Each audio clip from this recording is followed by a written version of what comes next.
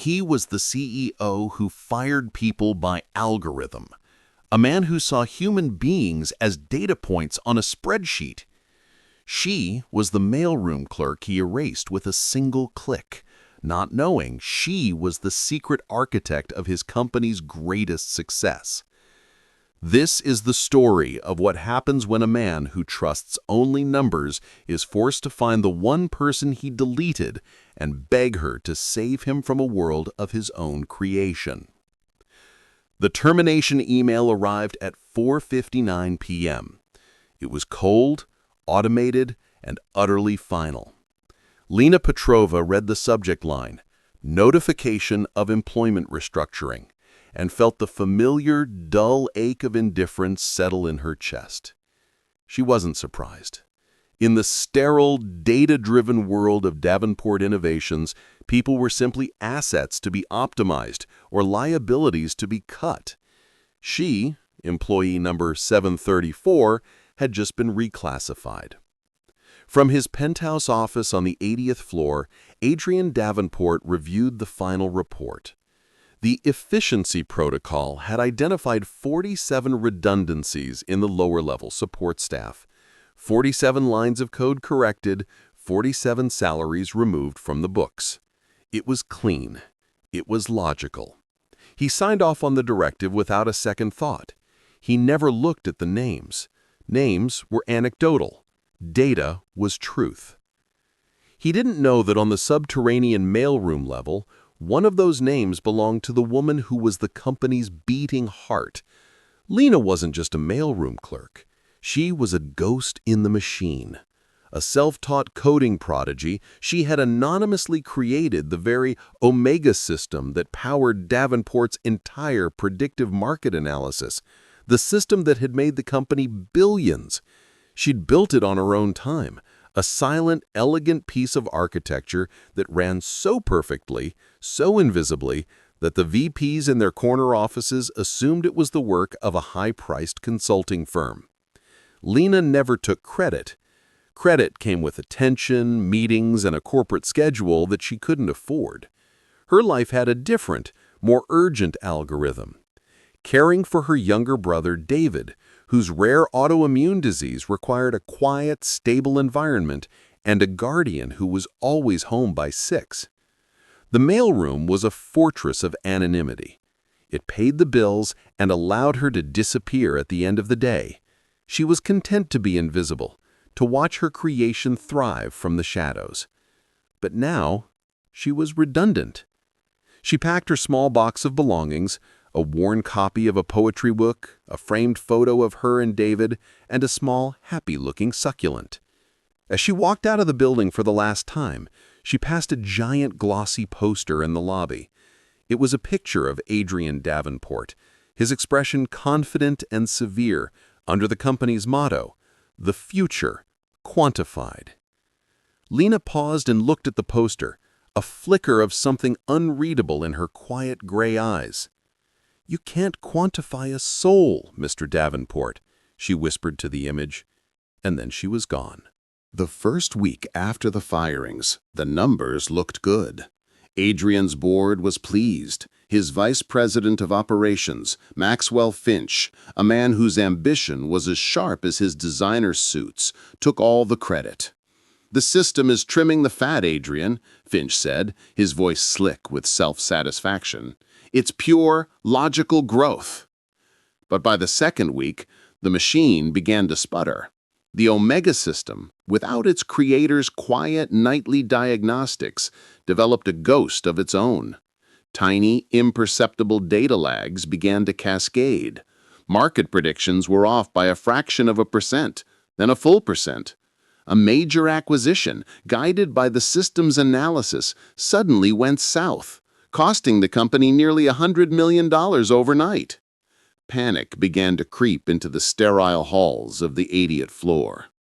"What is happening?" Adrian demanded, his voice like ice in an emergency meeting. "Finch, your system is failing." "And that's impossible," Finch stammered, his face pale. "It's a closed loop. It's perfect." "Nothing is perfect," Adrian snapped. He trusted data, but the data was lying. For the first time in years, he felt a loss of control. He ordered a full diagnostic, bringing in a team of the best engineers money could buy. They worked for 72 hours straight and came back with a report that made no sense. The system's core architecture was unlike anything they had ever seen. It was self-correcting, intuitive, almost alive. But it was also degrading, as if it were a living thing suffering from a strange illness. "It's not our code, Mr. Davenport," the lead engineer said, his expression a mix of awe and confusion. "We've traced the origin of the primary command lines. They weren't written by any of our teams. They came from a terminal in the B level, in the mailroom." The words hung in the air. The mailroom, the place where the company's forgotten cogs turned. Adrian felt a cold dread wash over him. His executive assistant, Evelyn, a sharp, empathetic woman who had been with him for years, stepped forward, her face grim. "Sir, I think I know what happened. When you signed the termination directive, I flagged one of the names. I thought it was a mistake. Lena Petrova." Adrian stared at her, the name a faint, meaningless echo. "She wasn't just a clerk," Evelyn continued, her voice trembling slightly. "Her performance reviews were off the charts. She completed her tasks in a fraction of the time as her colleagues. She spent the rest of her time—" Evelyn slid a tablet across the table. "On this." The screen showed security footage from the mailroom, late-night timestamps. Lena, alone, her face illuminated by the glow of a monitor, her fingers flying across a keyboard. She wasn't sorting mail. She was conducting a symphony. She was building his empire, one line of code at a time, from the basement. Adrian's blood ran cold. He scrolled through the files Evelyn had compiled. Lena's academic records, a full scholarship to MIT, dropped out after 2 years for family medical leave. Her anonymous, brilliant contributions to open-source coding forums. And finally, the access logs. Her terminal, number 734, was the ghost. She was Omega. The realization hit him like a physical blow. The data he trusted, the cold, hard numbers, had led him to fire the single most valuable person in his entire organization. He hadn't just trimmed the fat, he had cut out the heart. And he had done it with a single arrogant click, without ever bothering to know her name. "Find her," he said, his voice a low, raw command. "Find her now. I don't care what it takes." Finding Lena Petrova was like trying to catch smoke. She had left no forwarding address. Her phone was disconnected. She had vanished as quietly as she had worked. For 3 weeks, Adrian's best security team, the same people who could track offshore accounts and corporate spies, hit nothing but dead ends. It was as if she had been erased. Adrian became obsessed. He barely slept.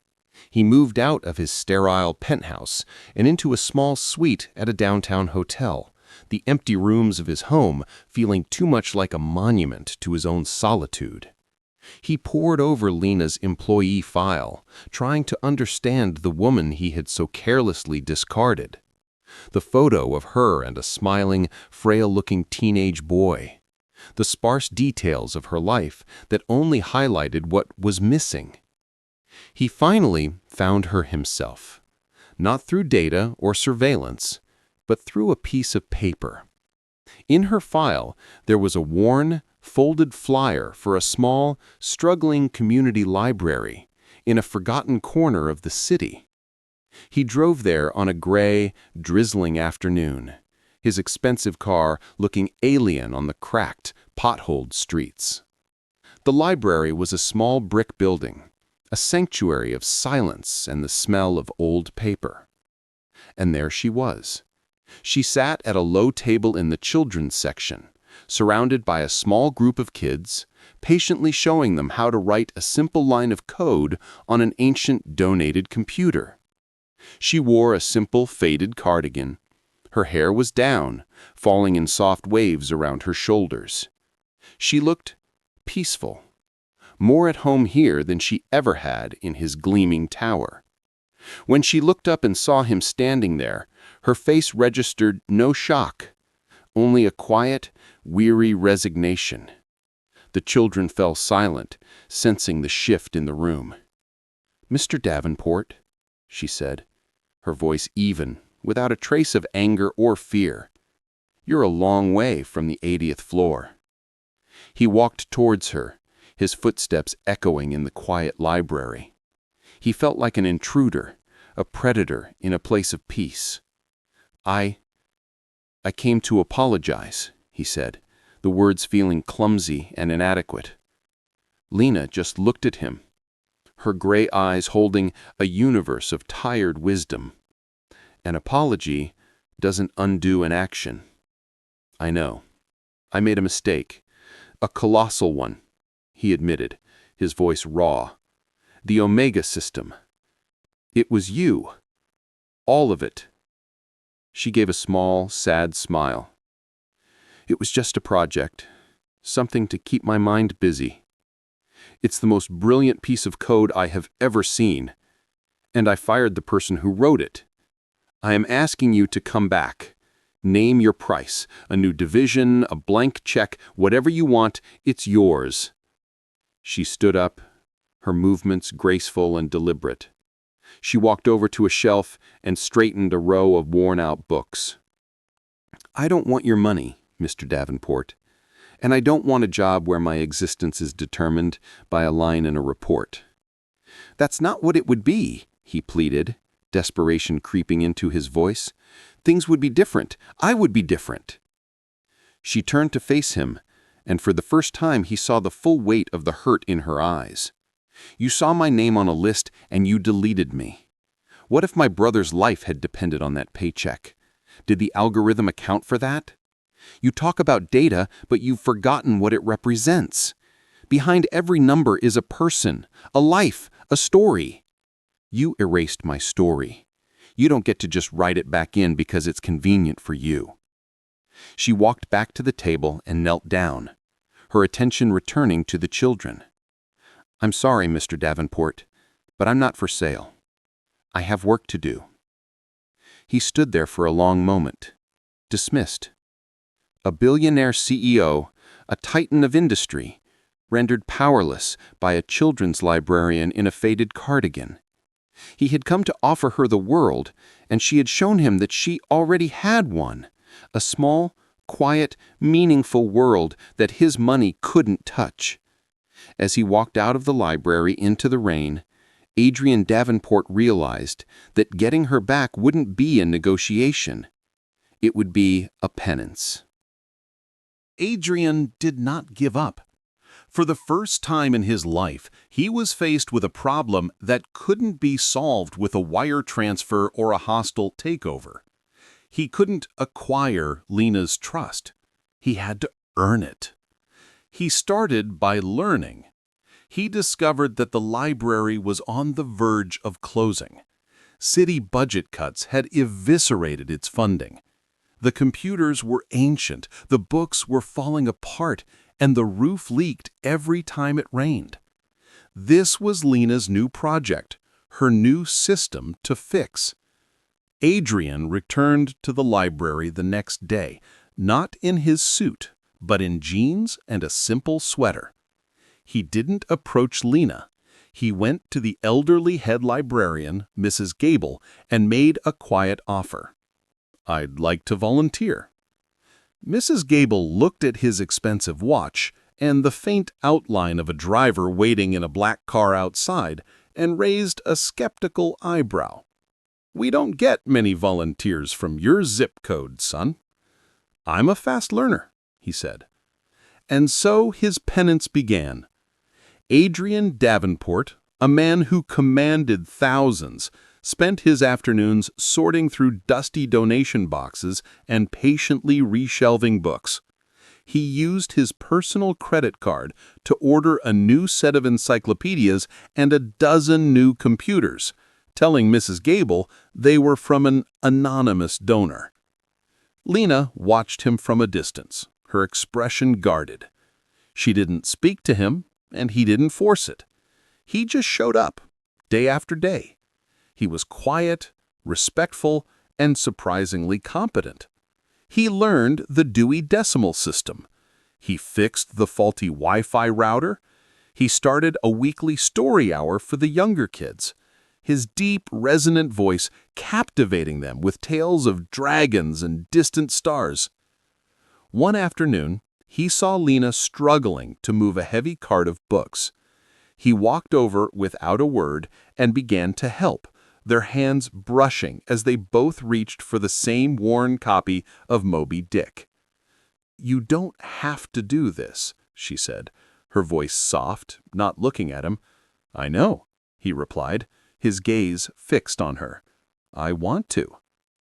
That night, a pipe burst in the library's basement, flooding the archives. It was a catastrophe. Decades of town records and old books were being ruined. Lena and Mrs. Gable were in a panic, but Adrian was there.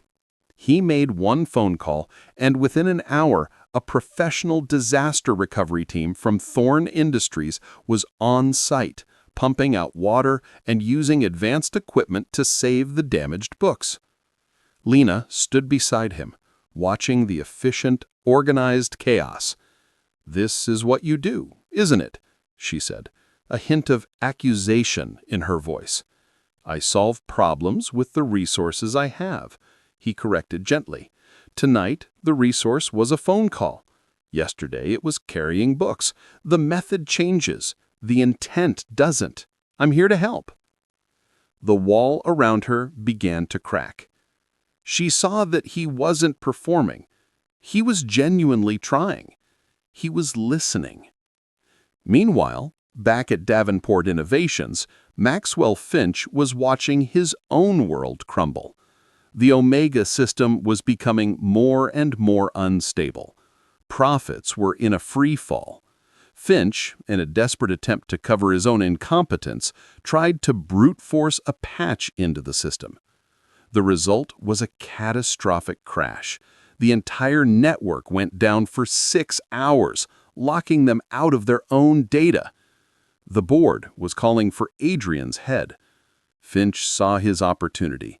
He called a secret meeting with several key board members, feeding them a narrative that Adrian's personal distractions were the blame for the company's collapse. He positioned himself as the logical successor, the steady hand to clean up the mess. But Adrian was a step ahead. He knew Finch would make a move. He had Evelyn leak the information about the system's true creator to a powerful tech journalist. The story that broke the next morning was an earthquake. The Ghost in the Mailroom, Davenport Innovations' billion-dollar algorithm, was written by an unsung genius they fired. The article didn't just praise Lena, it painted a damning picture of a corporate culture so broken it couldn't recognize its own greatest asset. The stock plummeted further, but now the narrative had a villain, and it wasn't Adrian. It was the system he had created and the man who had exploited it, Maxwell Finch. The morning the story broke, the library was surrounded by a small army of news vans. Lena was terrified. She hadn't asked for this. Adrian found her in the quiet back office, her arms wrapped around herself. "I told you I didn't want the attention," she whispered, her voice shaking. "This isn't about attention," Adrian said, his voice firm but gentle. "It's about truth. Finch was trying to destroy the company and scapegoat you. I had to expose him. Now everyone knows who you are, the woman who built the Omega system. And the woman who works in a library because she was fired from your company," she countered, the hurt still raw. "That's the part I have to fix," he said. He took a deep breath. "The board is meeting this afternoon. They're going to fire me unless I present them with a solution, a real one. And the only solution is you." They want me back, she said, a bitter laugh escaping her. After all this? I don't want you back, Lena, he said, his voice dropping, becoming intensely personal. I need you. The company needs you. But more than that, I need you. I've spent my entire life building an empire of numbers, and it's hollow. It's meaningless. You build things that matter. You build communities. You build hope. You've rebuilt me. He reached out and gently took her hand. His was warm and steady. I am not asking you to be an employee. I am asking you to be my partner in every sense of the word. Let's build something new together, a company that values people as much as profits, a foundation funded by the company to build libraries like this one all over the country. Let's quantify a better future. Tears welled in Lena's eyes. This was the offer she had been waiting for her entire life. Not the money, but the mission. The chance to use her gifts not just to survive, but to create. She looked at him, at the man who had gone from a ruthless CEO to a humble volunteer, the man who had fired her and then fought for her. She saw the truth in his eyes. He had changed. On one condition, she said, her voice steady now. Anything. The mailroom gets a window. A slow, genuine smile spread across Adrian's face, reaching his eyes and erasing the last of the shadows. I'll put it on the 80th floor myself. They walked into the emergency board meeting together. The room was tense, the faces of the board members grim. Maxwell Finch sat at the far end of the table, looking like a predator about to claim his kill. Adrian didn't speak first. He simply stepped aside and gestured to Lena. And Lena, the quiet girl from the mailroom, stood before the most powerful people in the company and began to speak. She didn't talk about code. She talked about people. She talked about a future where technology served humanity, not the other way around. She didn't just present a plan to fix the system. She presented a new philosophy, a new soul for the company. When she finished, there was a stunned silence. She had held them all captive, not with threats or numbers, but with the undeniable power of her vision. Adrian stepped forward. This is the future of Davenport Innovations, with my partner, Lena Petrova. The vote was unanimous. Finch was escorted out by security, his empire of deceit crumbling to dust. 1 year later, the headquarters of what was now called Davenport Petrova Innovations looked different. The 80th floor was no longer Adrian's solitary fortress. It was a collaborative, open-plan workspace with comfortable chairs, vibrant art, and a small, thriving library in the corner. The company's new motto was displayed on the wall, not in cold corporate font, but in a warm, elegant script. People first. The future inspired. The company was more profitable than ever. The restored Omega system, now guided by Lena's ethical framework, had become the gold standard in the industry. But their greatest success was the Petrova Foundation, which had just opened its 10th Community Library and Coding Center for underprivileged youth. Adrian and Lena were in the original library, the small brick building that had saved them both. It had been fully renovated, its shelves full, its computers new, and its roof no longer leaking. David, Lena's brother, was there, his health vastly improved, now a volunteer, patiently teaching a new generation of kids how to code. Adrian was on the floor, surrounded by children, finishing the last chapter of The Hobbit. Lena watched him from the doorway, a soft smile on her face. He was no longer the cold, distant man from the poster. He was warm, engaged, and genuinely happy. He had found his soul. Later, as they walked home through the quiet evening streets, their hands intertwined, Lena leaned her head on his shoulder. "Do you ever miss being the ruthless master of the universe?" she asked playfully. Adrian chuckled, a warm, easy sound. "I was never the master of anything. I was a prisoner. You were the one who had the key." He stopped under a street lamp, its golden light haloing them. "I fired you, Lena. It's the single worst decision I ever made, and the single best thing that ever happened to me." "You didn't just fire me," she said, her gray eyes sparkling. "You set me free. And then you were brave enough to follow." He leaned in and kissed her, a kiss that was both a promise and a thank you. It wasn't a story of a CEO who saved a clerk.